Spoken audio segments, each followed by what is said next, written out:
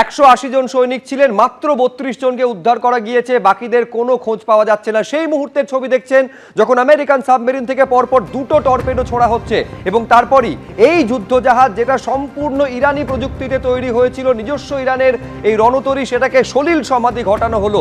ভারতে আয়োজিত যে নৌবাহিনীর মহড়া, তাতে অংশগ্রহণ করেছিল এই ইরানি যুদ্ধজাহাজ এবং তারপর সেখান থেকে যখন ফিরছিল শ্রীলঙ্কার জলসীমার পর যখন আন্তর্জাতিক জলসীমায় প্রবেশ করে, একেবারে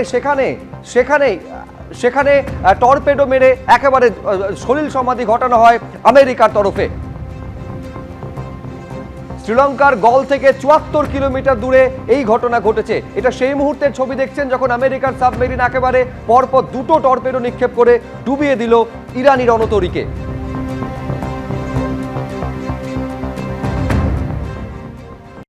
এটা একটা সব দেশের মধ্যে এক রকমের একটা ফ্লিট রিভিউ। এটা একটা যুদ্ধের সাথে কোনোভাবে এটার কোনো সিমিলারিটি নেই।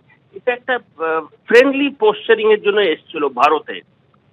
এরপরে ভারত থেকে চলে গেল, যখন এটি চলে যাচ্ছিল, এটাকে ট্র্যাক করা হয়েছে স্যাটেলাইটের মাধ্যমে এবং স্যাটেলাইটের মাধ্যমে এটাকে ভেক্টর করা হয়েছে সাবমেরিনে।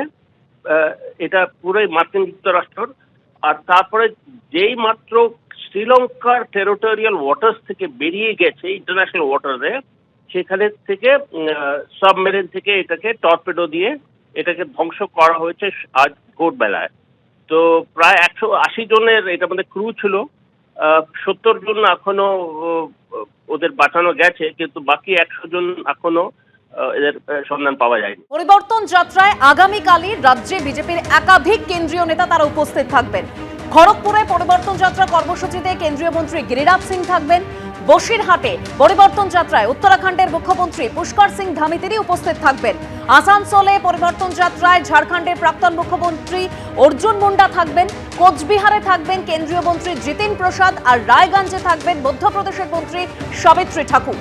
এদিকে কোচবিহারে বিজেপির পরিবর্তন যাত্রায় হামলা চলেছে বলে অভিযোগ। পরিবর্তন যাত্রায় রথে তৃণমূল হামলা চালিয়েছে বলে অভিযোগ। এই হচ্ছে সেই ছবি। এই কোচবিহারেই কিন্তু পরিবর্তন যাত্রা চলাকালীন প্রধানমন্ত্রীর আসার কথা রয়েছে, যোগ দেওয়ার কথা রয়েছে, আর সেই জেলাতেই বিজেপির এই পরিবর্তন যাত্রার যে রথ, সেখানে হামলা চালিয়েছে তৃণমূল বলে অভিযোগ করা হচ্ছে বিজেপির তরফে। দেখতে পাচ্ছেন গাড়ির কাঁচ ভাঙচুর করা হয়েছে, এমনকি গাড়ির চালককে পর্যন্ত মারধর করা হয়েছে বলে অভিযোগ।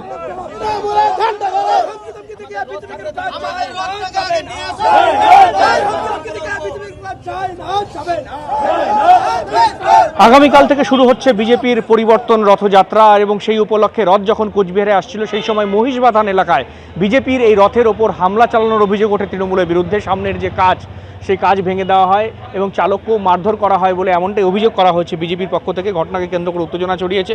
বিজেপির দাবি এই ঘটনার পেছনে তৃণমূল কংগ্রেস জড়িত রয়েছে এবং বিজেপির দাবি এইভাবে কিন্তু বিজেপির রথ আটকানো যাবে না। এবং বিজেপি অভিযোগ করছে যখন এই রথ তারা নিয়ে আসছিল এবং সেইখানেই মহিষবাথানের কাছে সেই রথকে লক্ষ্য করে হামলা চালানো হয় এবং সেই রথের কাজ ভেঙে দেওয়া হয় এবং ঘটনাকে কেন্দ্র করে উত্তেজনা ছড়িয়েছে।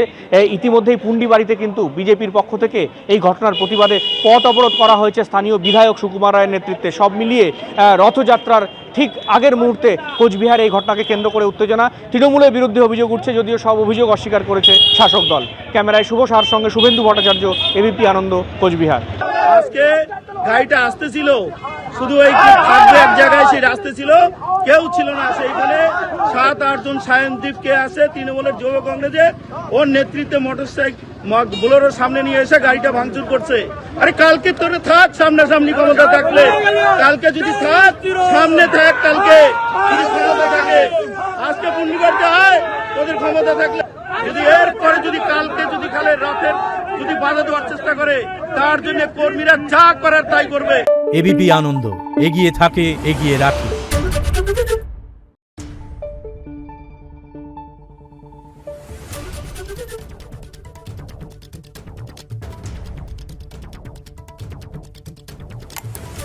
Thank you.